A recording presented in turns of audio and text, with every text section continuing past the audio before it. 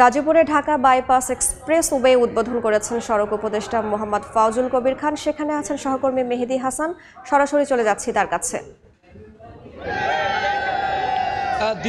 দ্বিতীয় expressway Dhaka bypass expressway কিছুক্ষণ আগেই আনুষ্ঠানিকভাবে উদ্বোধন হয়েছে এবং ঢাকা বাইপাস এক্সপ্রেসওয়েটি সড়ক রেল উপদেষ্টা ফাউজুল কবির খান আনুষ্ঠানিকভাবে এটার উদ্বোধন করেছেন। আমরা যেমনটা আসলে দেখতে পাচ্ছি এই মুহূর্ত থেকে গাজীপুরের ভোগড়া হতে নারায়ণগঞ্জের 300 ফিট হয়ে যে সড়কটি আসলে এই সড়কটি আনুষ্ঠানিকভাবে খোলা হয়েছে। একটু জানিয়ে রাখতে চাই, এই সড়কটি খোলার সাথে সাথেই কিন্তু দেশের সড়ক পরিবহনে কিন্তু এক ধরনের যোগাযোগ ব্যবস্থায় এক ধরনের নতুন দ্বার উন্মোচিত হলো। কেননা উত্তরাঞ্চলের সাথে চট্টগ্রামের যে সরাসরি যোগাযোগ সেটি কিন্তু এই পথ ধরেই হবে।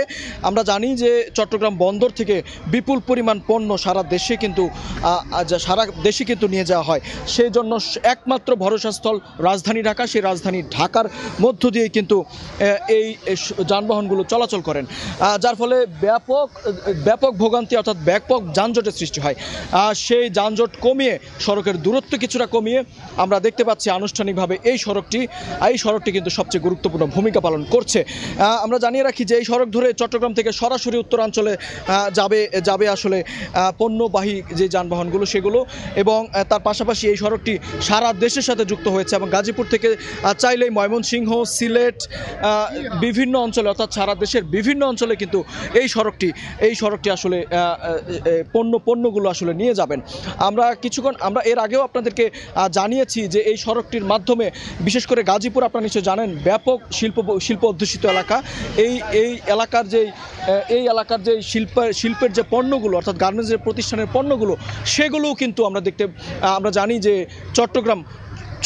চট্টগ্রাম বন্দরে নিয়ে যাওয়ার ক্ষেত্রে এক ধরনের ভোগান্তি সৃষ্টি। আমরা যেমনটি জানতে পেরেছি প্রায় 3.5 কোটি টাকা ব্যয়ে কিন্তু এই প্রকল্পের আনুষ্ঠানিকভাবে কিন্তু যাত্রা শুরু করা হয়েছিল এবং তার মধ্যে আজকে 18 কিলোমিটারের উদ্বোধন হলো এবং বাকি অংশ 26 সালের জুনের মধ্যে কিন্তু শেষ করার কথা রয়েছে এবং চীনা প্রতিষ্ঠান এই প্রকল্পের দায়িত্বে রয়েছে।